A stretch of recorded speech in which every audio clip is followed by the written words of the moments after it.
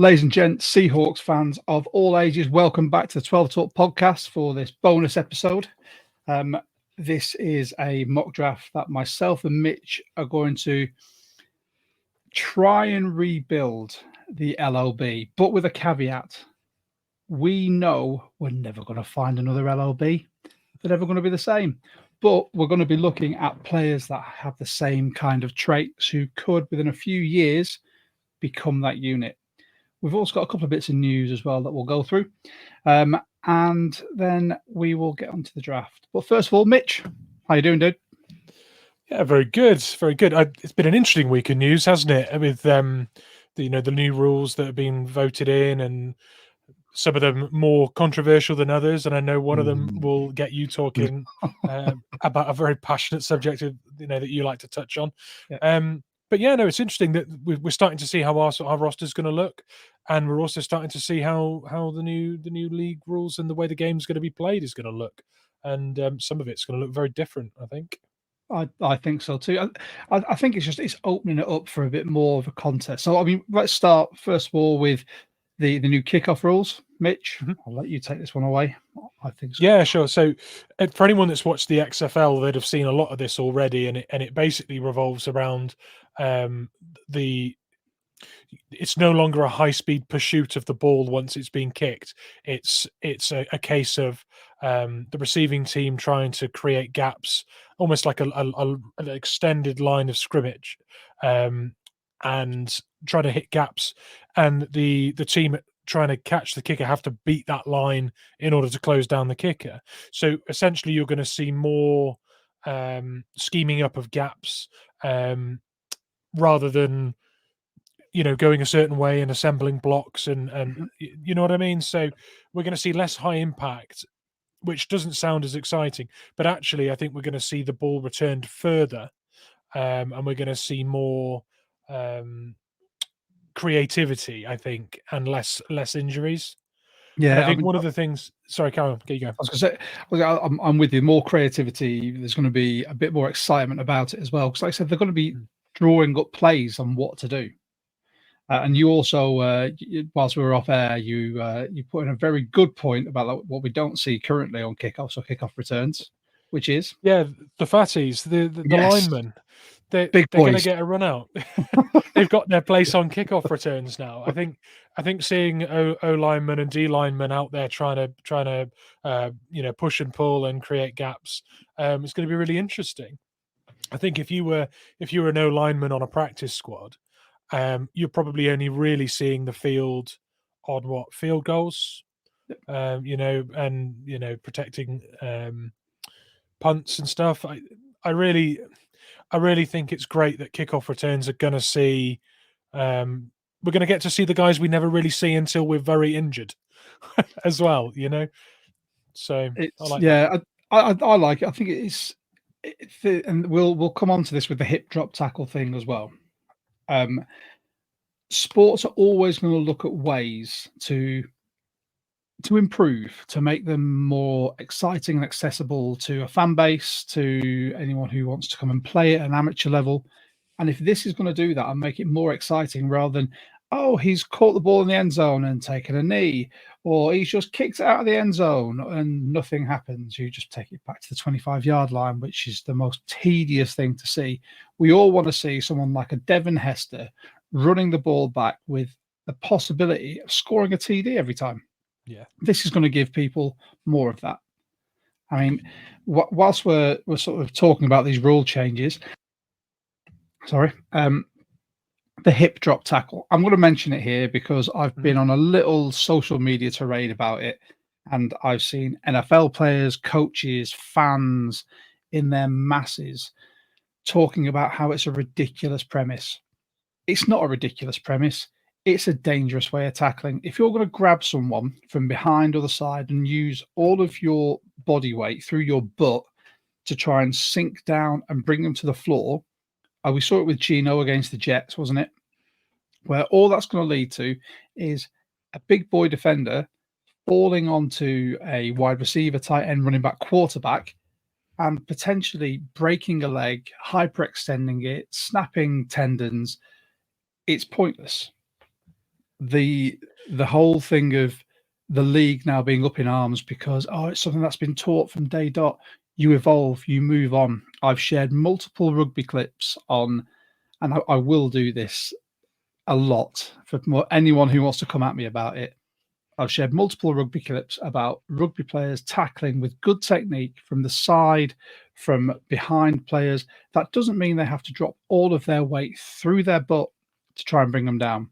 You use your ankles, knees, and hips. You crouch into a good position and you project yourself through the tackle. I understand that yardage is a thing with the NFL, but you can still stop players in their tracks by doing it. And you don't necessarily have to then try and drag them down using your butt and all of your weight that way, forcing an injury. I will just keep sharing these videos for people to see how it needs to be done. And with that, I will take a breath. And Mitch, feel free to jump in there. Yeah, good timing. Yeah, I was going to say, I think part of the issue some players have with it is the speed at which the game is played and the urgency at which they need to bring someone down with immediate effect. Because, like you say, of the yardage, I hope that when it comes to officiating it, tackles made like that at high speed in desperate situations, they look at the intent. Like, was he intending to finish the tackle in that position, or has the situation ended up with it looking like that, whereas it wasn't instigated like that? If you think back to the one against the Giants, it was the Giants, wasn't it, when Gino got injured? When you look at that one, Gino's not a mover, but he was heading out to the sideline, just trotting away, and someone's tackled him and done the hip drop. They swung all the way around, landed on his ankles. He's had to go off. The injury was as a result of being tackled in that way when it was needless because he was already heading out of play.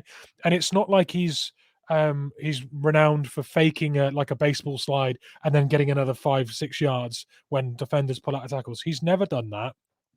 He's not the kind of quarterback that does that kind of thing. He was literally leaving the field. So that would be a prime instance of that being a great time to enforce that. Needlessly risk someone. However, on the flip side, if he was trying to continue running down the sideline, trying to get a first down, and someone desperately wrangled him into touch that way, I'm absolutely fine with that not being penalised because that player put someone in a desperate situation where they had to stop the player. Do you see what I mean? I think I know it's contentious, but I see what you mean. I just don't agree with it. I just think there's going to be situations where you're in more trouble with the coaching staff if you didn't put a tackle in that moment. But put it in the right way. But if you end up, I just think there's going to be desperate situations where more than over technique, over player safety, players will just try and stop the play right there and then to make that play. And I think sometimes you'll end up in situations where it looks like that kind of tackle. And I hope the refs are lenient in some situations. I don't think they all need penalising, is what I'm trying to say. A degree of common sense needs to be in there. I completely agree. Like if it's a matter of you're trying to desperately cling on to someone. So if you're clinging onto the back of a Derrick Henry who's just dragging you along like you're a rag doll. You and the other two people, yeah? Yeah, exactly. You're losing your footing and you end up just collapsing in a heap while still grabbing him. That, for me, that's contentious. That's where a ref needs to go. You were actually trying to tackle him, but you've lost your footing. That's happened. But the big conversation piece about this needs to be about the technique that's being taught. So it needs to be eradicated now. You don't teach people to do that. In rugby, we've had our tackle height dropped now to essentially, they say below the nipple. But then depending on what position you are, depends on how high your nipples are. Well, there's a lot of height difference in rugby as well. Second row player getting tackled by a scrum half, that's not a problem. It's never going to be a high tackle. Yeah, but in reverse, it can be a serious problem, trying to actually adhere to that. And I think that will be similar here. I think there'll be situations where it's very, very difficult, even with the right technique, to avoid these situations entirely. Yeah, I mean, and it's just going to be coaching. It's going to be a continuous coaching. It's the evolution of it. And it's going to get to a point where in a few years, people won't even remember this conversation because people will be tackling in a different way. They will have morphed into a different tackle technique that does the exact same job, but it's not as dangerous. With that, I mean, there's obviously things coming out. We'll park that because this will be a pod just about that. And this is something that I might do by myself, or if anyone else wants to jump on with me to discuss it, let's do it. Before we go, one of our regular viewers, UK 12 man, I like the rule for the same reasons as me. Well, thank you very much. But I think it's impossible at times for the refs to call in real time and opens up for a lot of post-game fines, which I hate, which we all do. And especially as I think they've said that it's not going to be reviewable, which is going to be referees on the field saying that's that and that's it. But that's something I'll be looking into. We've also had the owners' conference as well that's happened. There's been stuff coming out about Mike Mack and saying that in his defense, if you can't blitz, then there's something that needs to be addressed. So that might be something we need to factor into this mock as well. So without further ado, I'm just going to quickly put out there that our mocks for this pre-season are being brought to you by the UK Seahawkers. Now, they've been very kind enough to ask us if we can give them a shout out on this, which we're more than happy to, because we're both card carrying members. You can join the UK Seahawkers, if I can get to the right slide, for £12 for the year for individual memberships, £20 for families. You get loads of free goodies. This year it's all throwback related. You get a lovely patch to put on a jersey. You get your wristband, which I wear every day. You get your membership card, and you get an RFD card to stop your cards getting scanned from dodgy people wherever you are. And if you join before the end of this month, so only a couple of days left, you'll be in with a chance to win a signed Walter Jones photo. Big Walt, we love him. And then you also get the annual meetups. So this year it's in Newark-on-Trent, which, as I found out following our last pod with Dan Viennes, where I wasn't sure, it is in Nottinghamshire, which is the middle of the country. And I'd just like to welcome to the pod one of my fantasy football friends, Stuart, who, as some people may see, is a Raiders fan. So hi, Stu. So yeah, with that, Mitch, shall we hit the theme music and get cracking? Yeah, let's do it. Let's drown out the Raiders. Let's do it.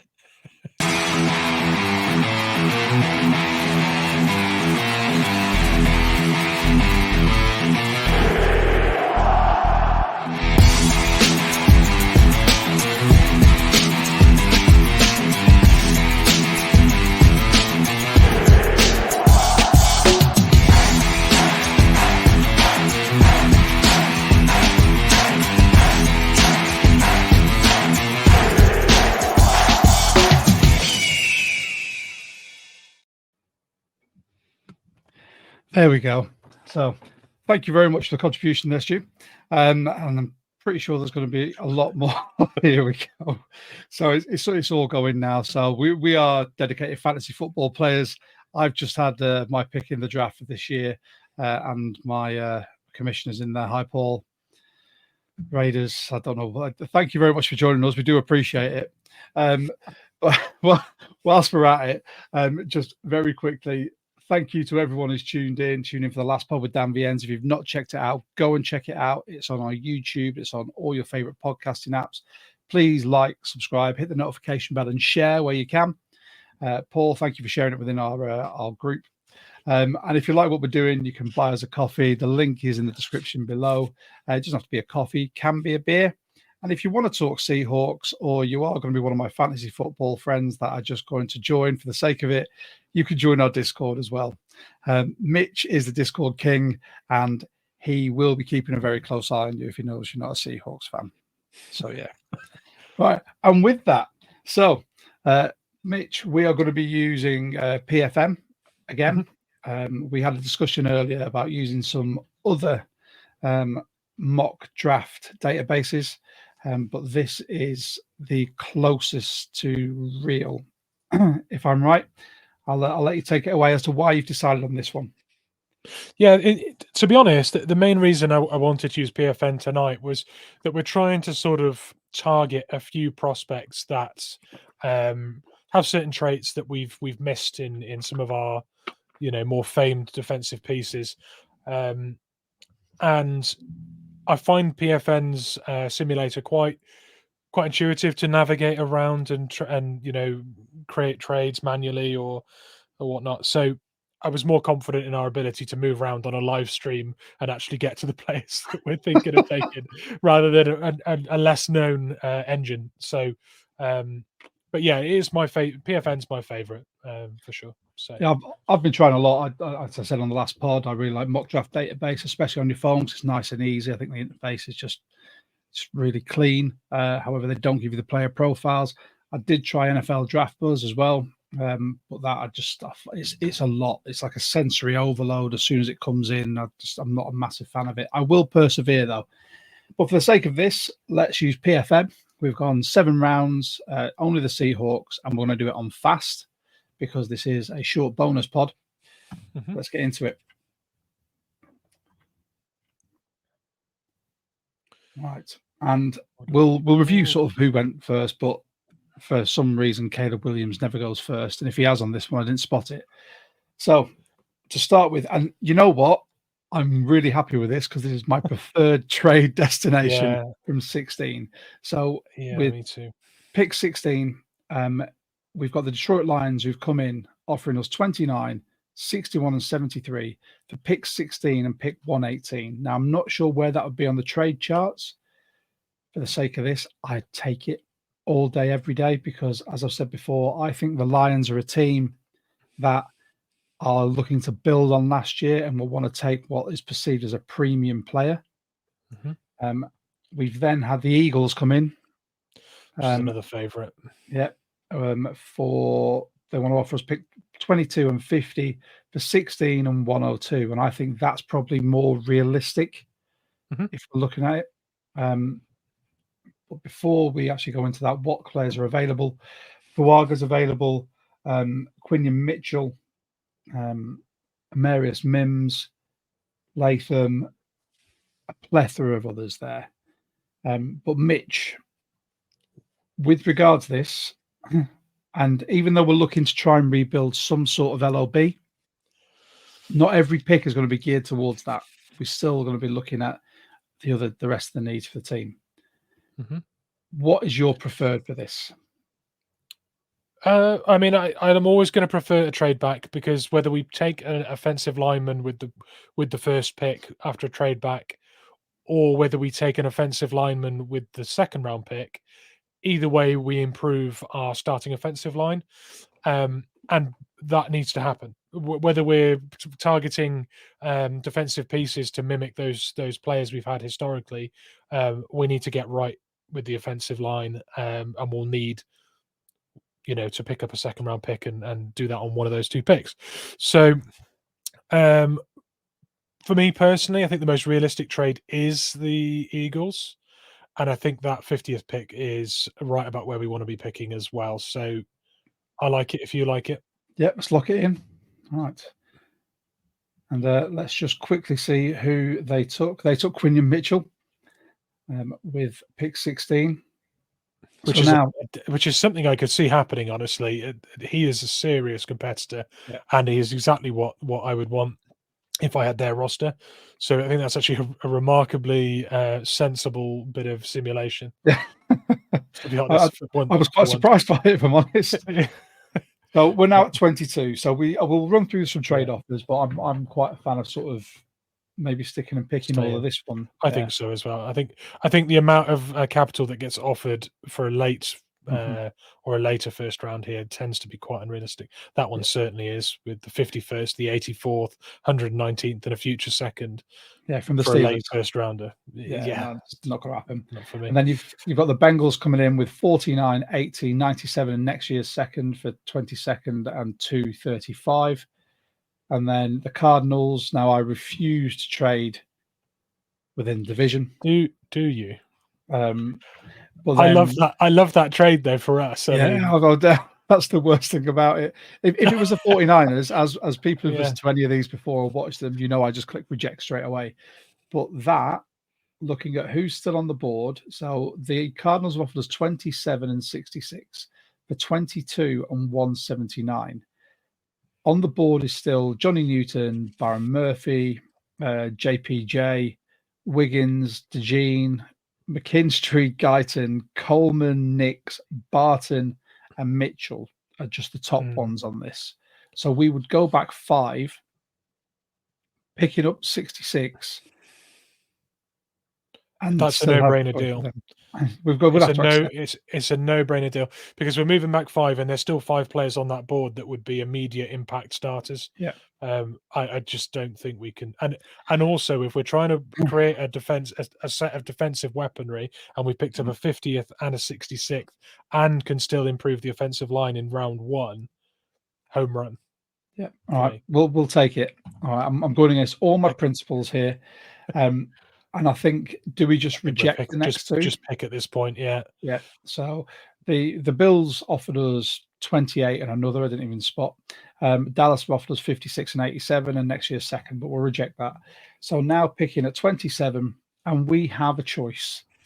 We've got Johnny Newton, JPJ, Cooper DeJean, and I still, the more and more I watch of Cooper DeJean, I just think that Mike Mack would absolutely love to have him on his team. For his positional versatility as well. And then you've got the wide receivers, couple of quarterbacks there in Nix and Penix. And you've got Jordan Morgan and Christian Hayes, the top of the crop. What are you thinking here, Mitch?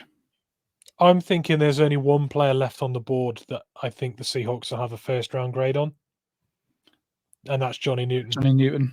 Yeah, that's what I'm thinking too. I think if positional need is taking over, JPJ, Cooper DeJean are ticking a lot of boxes. But I think if you've traded back twice in the first round and you had 16, 17 first round grades, you're picking at 27 and there's still one on the board. Like we had last year when we picked in the second round, we had first round grade on our edge rusher. Derek Hall. Derek Hall. Yeah, Derek Hall, we had a first round grade on. He was there in the second. Absolutely runs the podium, I think, for Newton. And we've got the 50th and the 66th in order to take a lineman. Right. There you go. Johnny Newton, you're a Seahawk. He seems to be there in all of our drafts as well. So I absolutely love. I think it's just positional need. I don't think there's many people looking to take first round offensive linemen. Right, so again, at 50, we've been offered a trade. So for 50th and the 118th, we're offered the 60th and next year's second from the Buffalo Bills. Just go ahead and reject that one, yeah? But then next, from the Tampa Bay Buccaneers, they've offered us a 57th and 89th for our 50th and 192nd. Yeah, I think that's a little bit off. I would take it, but I think if we were being realistic, we'd probably throw in a future 5th, one of our comp picks or something to sweeten that. Yeah. Because I think it's a little bit in our favor. But I do think that bringing a 192 pick up to 89 really ties into what we're trying to do with building this defense. There's going to be some serious talent at the back end of the third. Players like Junior Colson that you might be able to pick up with that pick. I mean, we don't really need to throw. I would throw it. Yeah, just throw in it like Seattle's 2025 5th. I think because we've got two. It's not even on there. The comp pick isn't even there. Oh, we'll just chuck it a 6th. It doesn't matter. It's just for realism. I think we'd need to give up slightly more than that, but that's fine. So we're taking that trade then. I 100% think so. Yeah. Right, there we go. Right, and let's just pick. So who do they pick? They picked Darius Robinson with the 50th. My boy Leonard Taylor's just gone to the Cardinals as well. Right. Yeah, Tyler Nubin just going off the boards as a stinger as well, because that would have been a superb way to start building secondary. But there is a guy. I'm looking at, my eyes are fixed on Cameron Kinchins there, and some people their opinion of him is dropped post combine. People have commented that he didn't seem to really put in the effort that other people have, and he had a slightly down year this year, I think, on last year. He came flying out of 2022. People expected huge things, and then the combine, his stock has dropped from being number 1, number 2 safety in this draft to now being a mid-second rounder, possibly dropping into the 3rd on some boards. But it still remains that he is an absolutely no-nonsense hammer in the secondary. And when people think about the Legion of Boom, that's exactly what they look to restore. So I don't think we can look too far past Kitchens, but there are a lot of options to consider as well. For those listening on audio, so we've got at the top of our board now, looks like Trey Benson, Kam Kinchins, we've got Michael Hall Jr., Jatavian Sanders, Braylon Trice, Ben Sinnott, Chris Jenkins, who I think may be creeping up our draft board as a Seahawks, because I think his leadership and his qualities won't be overlooked by Mike Mack. Pedigree as well, because his dad played in the league as well. So exactly.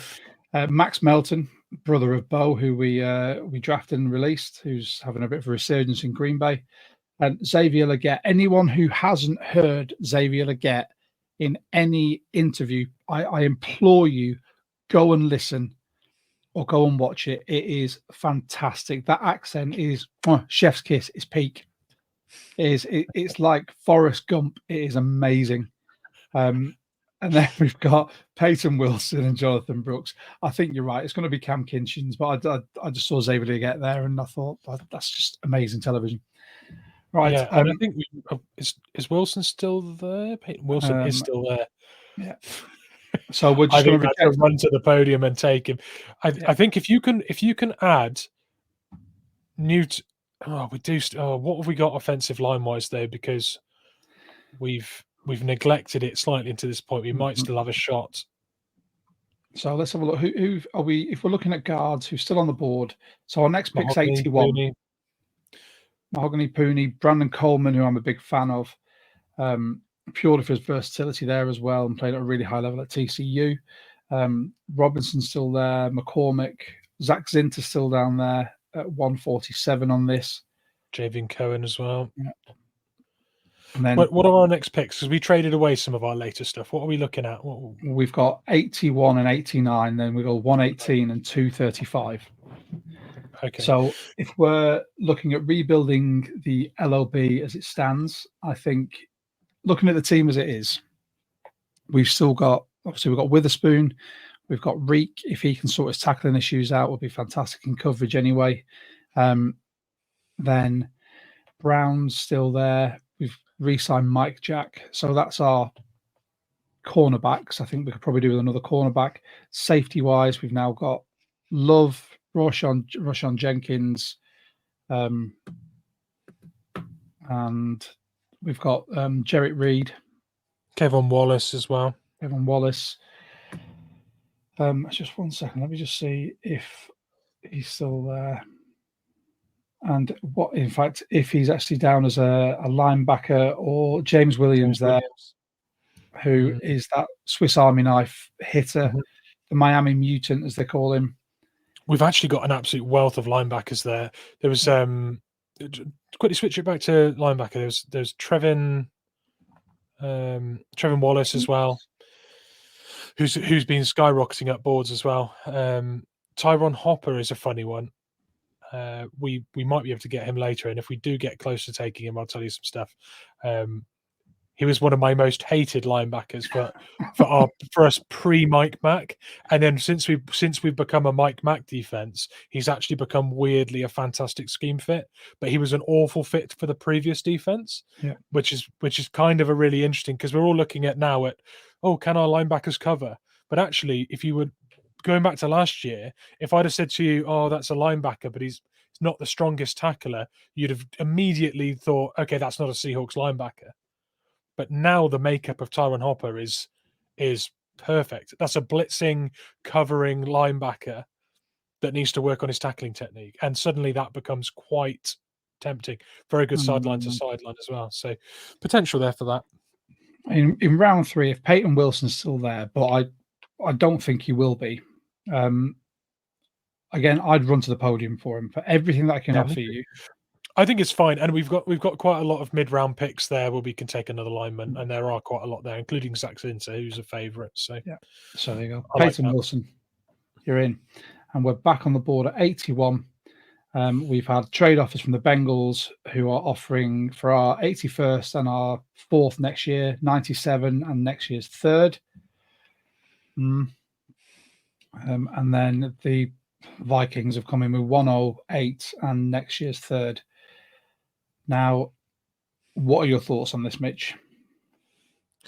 I think we've got an awful lot of options to start picking starters on our defense or players that are going to compete with the 1-year deal players we've brought in, with a view to next year being cost effective and young and talented. I just don't think we want to pass up on those at this point. There's some serious talent there for us. So on our board, for those listening, we've got Chris Jenkins, Cole Bishop. Sorry, it's a pollen count season and my voice and everything else being affected.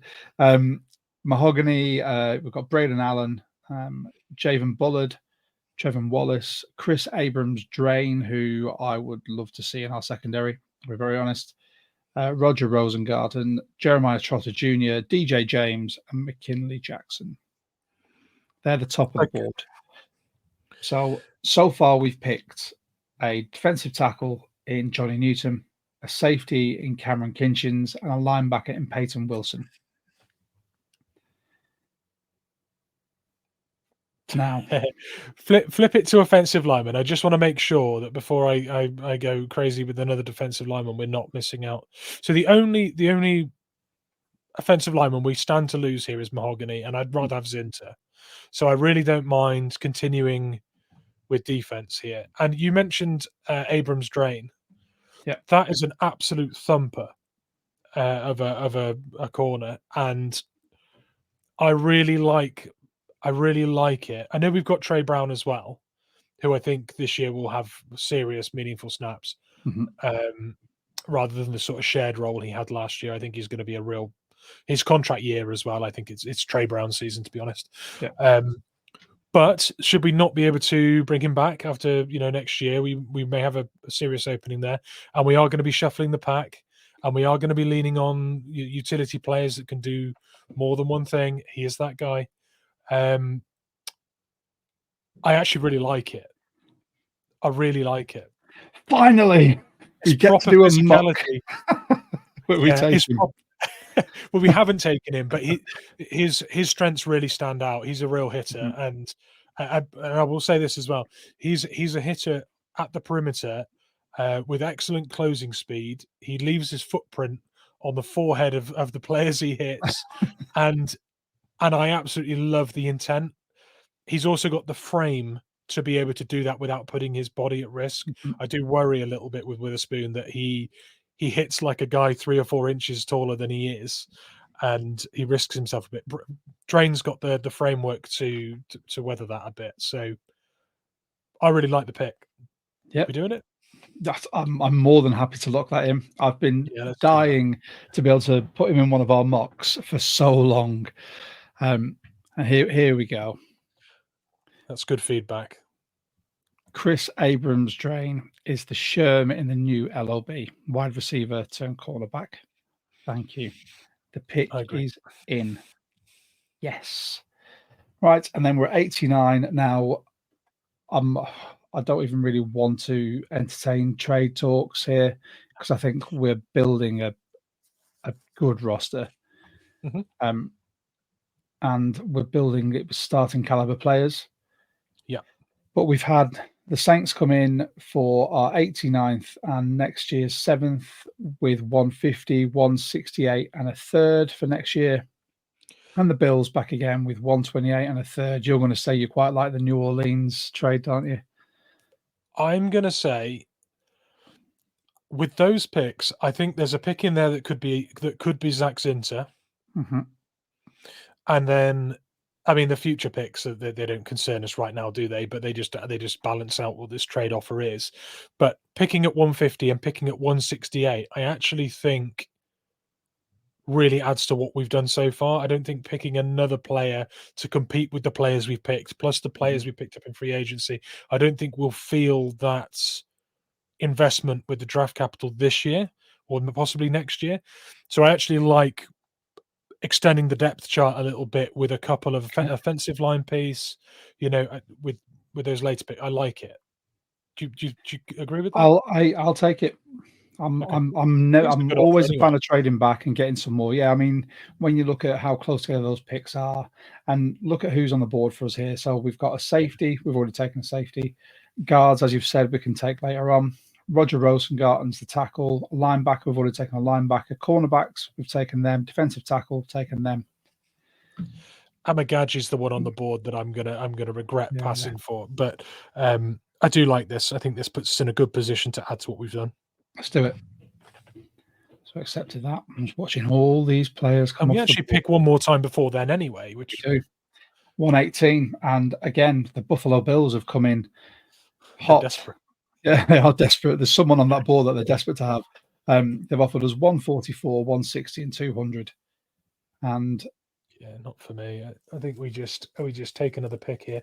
There's a really good player on there. We could make Dan Viennes a very happy man here, with Jaden Hicks. Yeah, he'd be very pleased with that, I think. Before we do it, just offensive players there. Is there a guy that's fallen? Sorry, on the offensive line side, sorry. so if we go guards, no, they're all there. There's no player that's fallen. No one Any that's of those fallen. would be a reach. No? Okay, well, I'm comfortable then. There's Makai Wingo there as well. Really nice, but we've upgraded defensive line. We've already got the most heavily paid in defensive line in the league. Whether their production last year matches the looked pay. like it or not, we're paying the defensive line record money in the NFL this year. So adding 2 high picks into, let's say not high, it's a mid round, isn't it? But 2 picks I don't think would work. I like Jaden Hicks here, honestly. Yep. We've added some serious quality in the middle of the field there. And that's exactly what Mike Mack said. He wants to build the defense through the middle. So there we go. We're going Jaden Hicks. Yep. Jaden Hicks it is. Welcome back to Washington State. You're welcome. Yeah, you're welcome, Dan. Right, so straight away, the next trade we get, and anyone who's watched or listened to any of these will know that it's an outright no from me. I don't care how many picks they give me. I am not giving the 49ers more firepower. And this is pick 176, 211, and 215 for pick 150. No, Mitch. No, I'm fine with it. I'm fine with it. Cardinals I can stretch to. Niners never. And I think, are we both in agreement here that it's either going to be Layden Robinson or Zach Zinter? Yeah, or both. I actually quite like going both if one's there, but I think Zinter's the one we don't want to miss out on. So there's Bo Limmer there as well, who I really like. But yeah, no. So Zach Zinter, I think, comes off the board here. I'm actually fine with what we've done on, unless there's a nice edge to add to that group we've taken. I think going offensive line here. Jonah Ellis. Tupuola for 2 is there. But I think that'd be a reach. I think you're right. Zach Zinter. Looking at the borders we've got there, Jalen Wright, Layden Robinson, Jordan Jefferson, Bo Limmer, Zach Zinter, and you got Tyke Smith. And Oladapo is probably the only other one I'd look at there, maybe. We've addressed safety quite heavily. Oladapo late on though is a great example of another hitter that I would like. He plays with serious physicality. If we hadn't got someone like Kam Chancellor in there earlier on, that's a slam dunk there. Zach Zinter. Zach Zinter's the one. Yeah, for He's sure. in. Right, we pick again at 168, and we have no trade offers. I think the league has now got the note. The idea. Right. Yeah. What are we looking like at tackle here? Who's the top tackle prospect or versatile? Okay, let's have a look. Christian Jones from Texas, but that's a reach because that's 182. Yeah. Caden Wallace. There's not really anyone that floats my boat, if I'm being completely honest. It's all pretty dry there, yeah. Never mind. Anyone in there? Guards. Satoa Lamea there as well, but we can get him later. Well, we can hopefully if he falls to 235. Yeah, we can get it with that one, I think. So then what are we looking at here? So a quick recap of what the new Legion of Boom could look like. So if we're looking for the future, you're going to have Kinchins playing at what's effectively the strong safety. Yeah, I mean, we're playing too high safety a lot, but yeah, he'll be everywhere anyway. Mm-hmm. And then if we retain Woolen, then on the outside, you're potentially going to have Woolen and Abrams Drain. Yeah, or Brown and Abrams Drain, or Brown and Woolen. You pick your poison. Witherspoon in the nickel, mm-hmm. who potentially could move outside as well. I think rotationally as a Legion of Boom, I think there's probably more players there that could offer more than what we had with the previous iteration. I might get a lot of hate and stick for that, but no, I think you're absolutely right. I think we relied a lot on our starters to stay fit and be in there doing. We didn't have a huge amount of rotate. I think we had more rotation at corner and edge back then, but every other position we needed everyone to stay fit. I think at that point in time. Agreed. Again, Ryan grew up having nightmares over the stress. Yeah, he got his guard. Don't you worry. There you go. We got him something. He doesn't need a lot. The offense has actually got weapons. It just needs to be utilized properly. I think for this, I'm not above either going wide receiver, for a bit more depth, because I'd really like Taj Washington. Eric All, the tight end from Iowa as well, because I think we need another tight end. We've got who's on the board. So All, Tanner McLaughlin, Dallin Holker, Brevin Spamford, AJ Barner, your boy, and Tip Ryman's there as well, who might be in reach at 235. Yeah, Tip Ryman and AJ Barner are favourites of mine, and we can get them later potentially. So then I'm gonna. This is new for us, but I actually would seek a trade at this point to see if we could split our 168 into 2 picks around 200, because there's plenty of players there that we could pick up that aren't the players that have fallen. Should we go back to the should we see if Buffalo have got anything they want to trade there? It'd be ironic if they suddenly don't want to trade. 168 for 200 and 248. I think that's okay. Yeah, let's give it a go. We're getting slightly the rough end of that, but only just. Yeah, no doubt. I think that just positions us to address the last positions we need to touch on. Yeah, so we can pad out the roster now. And then at 200, we've still got Keith Randolph Jr., Josh Proctor's there as well, who's someone that I would have considered. Eric Hall, Tanner McLaughlin. I think this might be where we take one of those tight ends. Or Lemieux is still there, actually. Yeah. And that'd be another guard prospect for us. And we pick next at 235. I was trying to remember whether Lemieux was a player that had played tackle as well. I'm actually just going to check. I've got an inkling that he was. Let's have a look.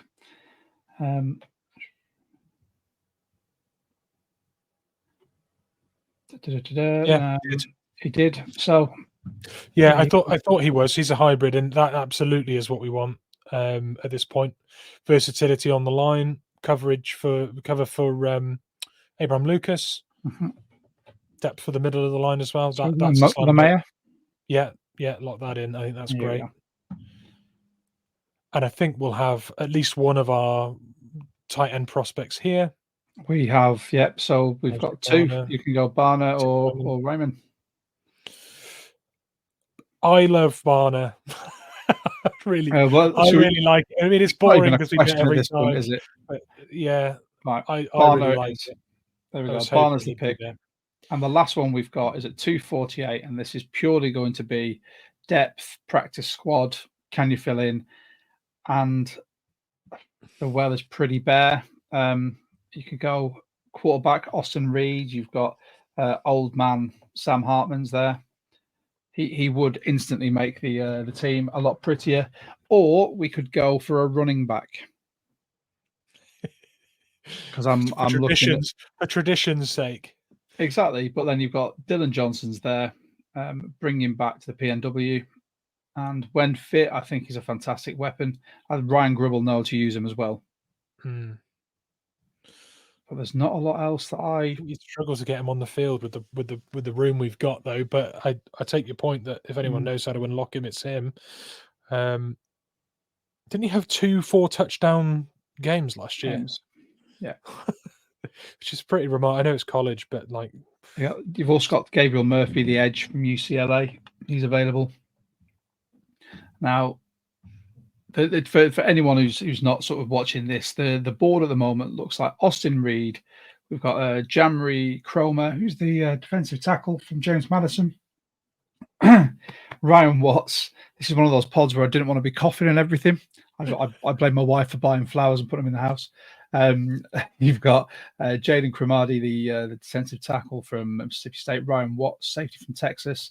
Josh DeBerry, the cornerback from Texas A&M. Johar, is it Johar? It is, yeah. Johar Jordan.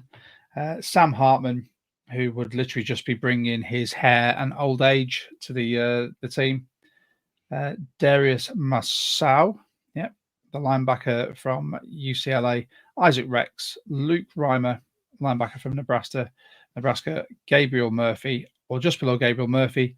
Dylan Johnson or Isaiah Williams from Illinois. You know what? For me, it's between Murphy and Johnson. I ain't gonna lie. I'll let you pick this one, my friend.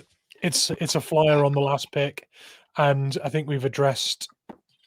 There'll be people that think we haven't addressed the offensive line enough, but honestly, I think we're closer to a complete offensive line than people are giving it credit for. There you go. Just for this comment on YouTube, Ryan Grubb having nightmares over his draft so far. I'm going to give him a present. I'll give him Dylan Johnson. Love it. And that is the last pick. That's good. Filling out our running back room. We've now got 4. So I'm quite happy with this. And we'll put up the what we think the new L.O.B could look like. We'll do a graphic for it and put it on our socials. But just to review, at 27, after trading back twice, we got Johnny Newton. At 57, we then got Cameron Kinchins. And then 66, Peyton Wilson. I love those top 3 picks, by the way. I think they're superb. At 81, my guy, Chris Abrams-Drain, who I've been pining for on every single one of our mocks, and he's either gone or there's been better players ahead of him. At 118, Jaden Hicks, just for Dan Viens. 150, Zach Zinter. And then at 200, we've got Lemaitre, yeah. Yeah. And you've got 235, your man AJ Barner, and at 246, purely for Ryan Grubb, Dylan Johnson. And a token future third. I think if we're looking at rebuilding the L.O.B with the type of players that we had there, and I'm even going to throw in Peyton Wilson into that mix. I think we've done a pretty successful job. When you look at the players we've got now, the youth that we've got in those positions and how they'll grow together, I'm happy. Let us know in the comments through our social medias. You can find us. We've got a Facebook page, Instagram. We've got an X, which we're most active on. You can find us in the Discord. Let us know how you thought we did. Feel free, grade us from A to... we'll take any criticism. We don't really mind. I'm expecting a lot of it as soon as I come off this podcast and go into my Facebook group for my fantasy football.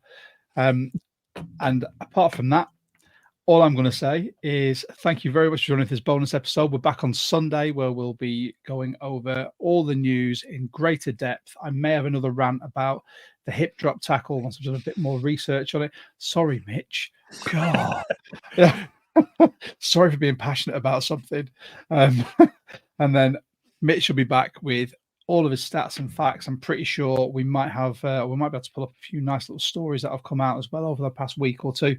Apart from that, if you do want to join us, by all means, drop us a DM, slide in there on any of our social media platforms.